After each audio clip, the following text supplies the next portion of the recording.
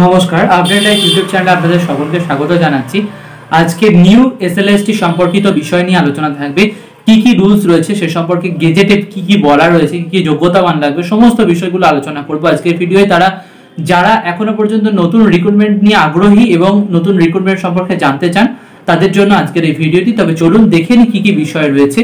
সমস্ত ক্যান্ডিডেট ভিডিওটি সম্পূর্ণ দেখার অনুরোধ রইল এবং যদি ভালো লাগে, যদি মনে হয় উপকৃত হচ্ছেন, অবশ্যই চ্যানেলটি সাবস্ক্রাইব করে পাশে নোটিফিকেশন বেলটি অন করে রাখবেন পরবর্তী ভিডিওগুলোর আপডেট পাওয়ার জন্য।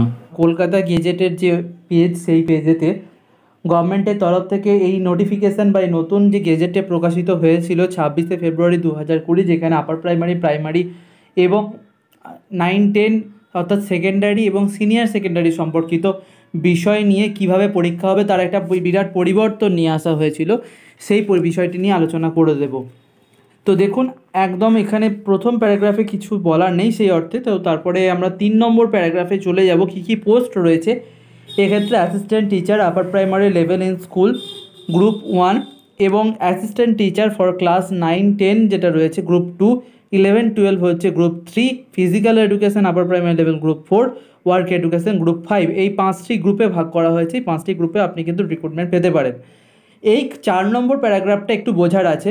এখানে বলা হচ্ছে the scale of pay qualification age limit shall be such as prescribed, column number 3, 4 and 5।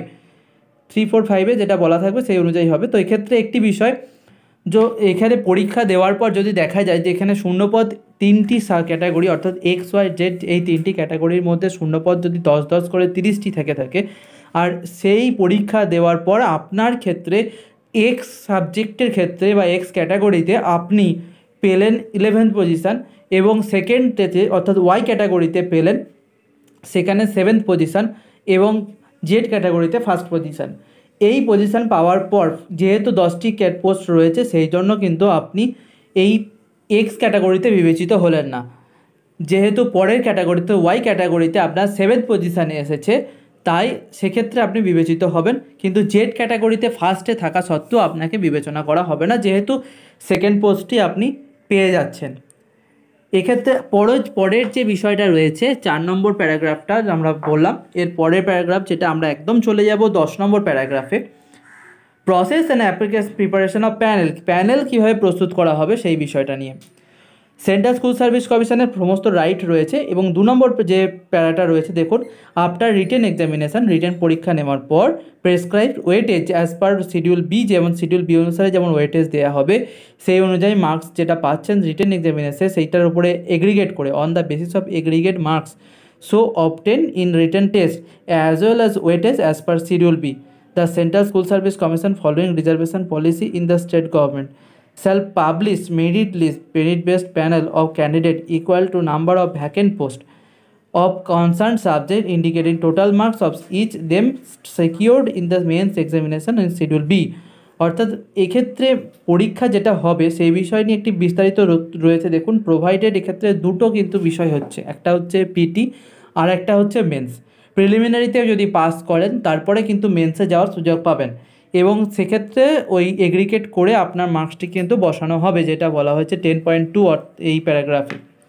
Provided if more than one candidate obtain same aggregate marks, যদি এগ্রিগেট মার্কস সেম হয়ে যায়, then a candidate with higher marks in written টেস্টে যে higher marks যদি পেয়ে থাকেন সেটাকেই confirm ধরা হবে এবং সেই পজিশানটাই কিন্তু গণ্য হবে। এক্ষেত্রে 3 নম্বর প্যারাগ্রাফে যেটা বলা হয়েছে, commission at the time of publishing merit list best panel successful candidate, একজন সাকসেসফুল ক্যান্ডিডেটের যে মেরিট প্যানেলটা প্রকাশিত হচ্ছে equal to the number of vacancy অনুসারে হিজ ওন স্কোর ইন টেটের স্কোরটি এবং অথবা পিটি স্কোরটি দেখা হবে।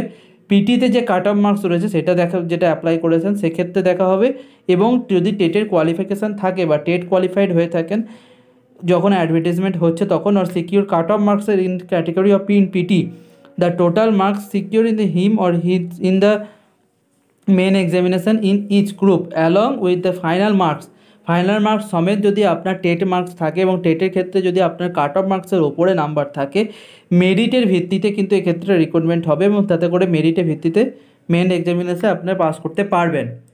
10 নম্বর প্যারাগ্রাফে কিন্তু এটাই বলা ছিল। এবার চলে যাব যে একদম শেষ প্যারাগ্রাফে, যেখানে বলা হচ্ছে যে ভ্যালিডিটি অফ প্যানেল যেটা বলা হয়েছে 11 নম্বর প্যারাগ্রাফে, সেখানে কিন্তু বলে দেওয়া হয়েছে যে panel shall be valid for 1 year from the date of publication of panel. Central school service কমিশনের তরফ থেকে যে প্যানেল প্রকাশিত হবে সেটার ভ্যালিডিটি থাকবে 1 বছর, তার মধ্যেই যা রিক্রুটমেন্ট হওয়ার সেটা কিন্তু হয়ে যাবে, নচেত কিন্তু কোনোভাবে সেটা পরবর্তী ক্ষেত্রে প্যানেলটাই ক্যান্সেল হয়ে যাবে বা প্যানেলটা এক্সপায়ার করে যাবে। শিডিউল এ ক্ষেত্রে আপার প্রাইমারি ক্ষেত্রে যোগ্যতামান যেটা লাগবে, যেটা 50% মার্কস নিয়ে অন্ততপক্ষে কমপক্ষে 50% মার্কস নিয়ে বিএ বিএসসি পাস করে থাকতে হবে, প্লাস 50% মার্কসে কিন্তু বিএডে থাকতে হবে, অথবা যদি আপনি ডিএলএড করে থাকেন সেক্ষেত্রে 45% মার্কস থাকতে হবে ডিএলএডের ক্ষেত্রে। এই হলো মিনিমাম ক্রাইটেরিয়া আপার প্রাইমারি লেভেলে অ্যাসিস্ট্যান্ট টিচার হওয়ার জন্য। এবং আপনাকে বয়সসীমা থাকতে হবে 21 থেকে 40 বছর পর্যন্ত। এসটি এসসি ওবিসি বা সরকারি সংরক্ষিত প্রার্থীরা সংরক্ষিত নিয়ম অনুসারে ছাড় পাবেন। এবার যারা এই বছরে অ্যাপ্লাই করেছেন বা এই বছর বা 2020-21 2022 ক্ষেত্রে যারা ভর্তি হয়েছেন, যাদের রেজিস্ট্রেশন হয়ে গেছে, সেকেন্ড ইয়ারে পড়াশোনা চলছে, তারাও কিন্তু এক্ষেত্রে পরীক্ষা দিতে পারবেন। কিন্তু এই বছর যারা ভর্তি হচ্ছেন, অর্থাৎ এই 21 থেকে 23 সালে যারা ভর্তি হচ্ছেন, তাদের জন্য যদি নোটিফিকেশান এই মুহূর্তে হয় তাহলে কিন্তু আপনারা যোগ্য হচ্ছেন না।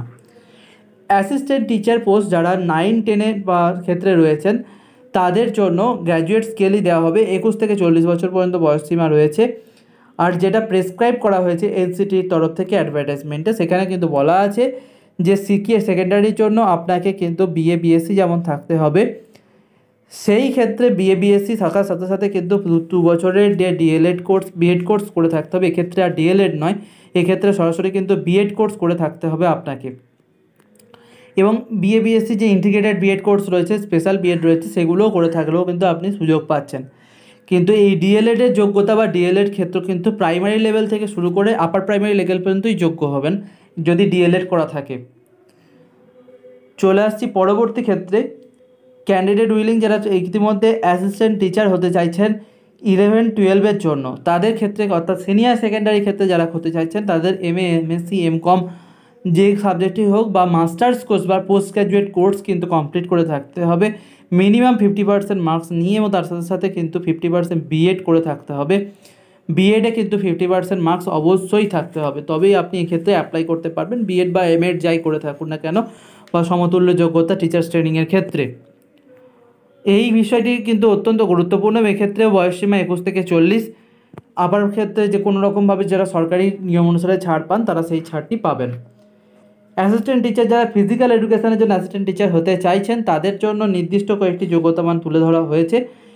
Candidate willing to be selected as a teacher in school must have specified subject medium of instruction school আর ফার্স্ট অ্যান্ড সেকেন্ড আর থার্ড ল্যাঙ্গুয়েজ। আপনার ফার্স্ট ও সেকেন্ড ল্যাঙ্গুয়েজ বা থার্ড ল্যাঙ্গুয়েজ হিসাবে বাংলা বা তৎকালীন যে সাবজেক্ট রয়েছে আপনার মাতৃভাষা পড়ে থাকতে হবে, এবং তার সাথে সাথে আপনাকে কিন্তু ফিজিক্যাল এডুকেশনের ওপরে যে হয় বা কোর্স হয় সেটা কিন্তু কলেজ লেভেলে পড়ে থাকতে হবে, এবং তার সাথে সাথে ট্রেনিং কিন্তু must. Assistant teacher for work education যারা রয়েছেন তাদের ক্ষেত্রে গ্র্যাজুয়েট থাকতে হবে, যে কোনো ইউনিভার্সিটি থেকে পোস্ট গ্র্যাজুয়েট বা গ্র্যাজুয়েট হয়ে থাকতে হবে। আর মিনিমাম কোয়ালিফিকেশান হচ্ছে 21 বছর থেকে 40 বছর বয়সসীমা থাকতে হবে। বেসিক ট্রেনিং ওয়ার্ক এডুকেশনের জন্য কিন্তু থাকতে হবে, অথবা graduate with degree with diploma in tailoring বা যে কোনো একটা ডিগ্রি কিন্তু আপনাকে অবশ্যই রাখতে হবে। টেলারিং হোক, সেটা বিভিন্ন last 2 year diploma education work education হোক, হোম সায়েন্সে অ্যাপ্লিকেশান করতে পারেন। জেনারেল স্ট্রিমের ক্ষেত্রে আর্ট সায়েন্স কমার্স থেকেও আপনি কিন্তু অ্যাপ্লিকেশান করতে হবে, এবং 300 মার্কসের মধ্যে যদি পাস করে থাকেন তাহলেও আপনি যোগ্য। অনেকগুলি কোয়ালিফিকেশান দেওয়া হয়েছে, এক্ষেত্রে আপনারা এই গেজেট নোটিফিকেশানটা দেখলেও আরও পরিষ্কার হয়ে যাবে। এবার আপনার একদম মেন গুরুত্বপূর্ণ বিষয় শিডিউল বিতে চলে আসবো। শিডিউল বিতে যেটা বলা হয়েছে, আপার প্রাইমারি লেভেলের জন্য পরীক্ষা কিন্তু দুটো হবে। আপার প্রাইমারি লেভেলের জন্য টেট হবে 150 মার্কসের, এবং 9, 10, 11, 12 এবং ওয়ার্ক এডুকেশন ফিজিক্যাল এডুকেশনের জন্য পিটেট হবে, পিটেট বা প্রিলিমিনারি টেস্ট হবে 150 মার্কসের। তারপর সেখান থেকে যদি আপনি পাস করেন তারপরে মেন পরীক্ষা কিন্তু দিতে দেওয়া হবে। রিটেন এক্সাম যেটা হবে সেক্ষেত্রে ইংলিশ কম্প্রেশন অ্যান্ড ল্যাঙ্গুয়েজে এবং মিডিয়াম ও ইনস্ট্রাকশনের ক্ষেত্রে 100 মার্কস ইচ পেপারের জন্য হবে 50 মার্কস এবং 50 মার্কস করে। দ্বিতীয় যেটা ক্যাটাগরি ভাগ করা হয়েছে, যারা knowledge of subject group which of the candidate appearing, যে সাবজেক্টে পাস করতে চাইছেন সেক্ষেত্রে কিন্তু আপনাকে আপার প্রাইমারি লেভেলের জন্য 100 এবং প্রত্যেক লেভেলের ক্ষেত্রে কিন্তু 100 করে পরীক্ষা দিতে হবে। বলা হয়েছে যে condition precedent of appearing retaining exam paper described 2 and B to be evaluated পিটেট এবং টেটের ক্ষেত্রে কিন্তু গণ্য করা হচ্ছে এবং তাদের যারা পিটেটে পাস করবেন তারাই পরবর্তী ক্ষেত্রে সুযোগ পাবেন। এবং candidate having valid TET certificate on the date of examination may opted for appearing in main exam directly. যাদের টেট সার্টিফিকেট থাকবে, ভ্যালিড টেট সার্টিফিকেট থাকবে, তাদের যখনই অ্যাডভার্টাইজমেন্ট বেরোবে তখন কিন্তু তারা মেন এক্সামের জন্য সরাসরি অ্যাপ্লাই করতে পারবেন, তাদের আর নতুন করে পরীক্ষা দিতে হচ্ছে না। A candidate who has not qualified secured cut off marks in category of TET and PTET. পিটের ক্ষেত্রে এবং পেটের ক্ষেত্রে যাদের কাট অফ মার্কস থাকবে না, কোয়ালিফাইং থাকবে না, case may be shall not be consider for representative category subsequent stage of selection. সেই সিলেকশনের জন্য তিনি কিন্তু যোগ্য বলে বিবেচিত হবেন না। ওয়েটেজ যেটা রয়েছে সেই ওয়েটেজ অফ টেট এবং পিটের যেটা গড় করে দেওয়া হবে মার্কসটা, সেটা marks obtain in TET shall be calculated in proportional manner against the marks given the weightage. Weightage হিসেবে যেটা দেওয়া হয়েছে প্রত্যেক আপার প্রাইমারি লেভেলের জন্য 100, আপার প্রাইমারি লেভেল 11, 12 এবং 9, 10 ক্ষেত্রে 100 করে প্রত্যেকটি ক্ষেত্রেই 300 নম্বরের পরীক্ষা হচ্ছে, অর্থাৎ 150 নম্বরের পরীক্ষা হচ্ছে আপার প্রাইমারি লেভেলে। তারপর 150 নম্বর থাকছে নলেজের জন্য, এবং মাঝখানে আরও 150 করে 100 নম্বর থাকছে ইংলিশ কম্প্রিহেনশন এবং ল্যাঙ্গুয়েজের জন্য।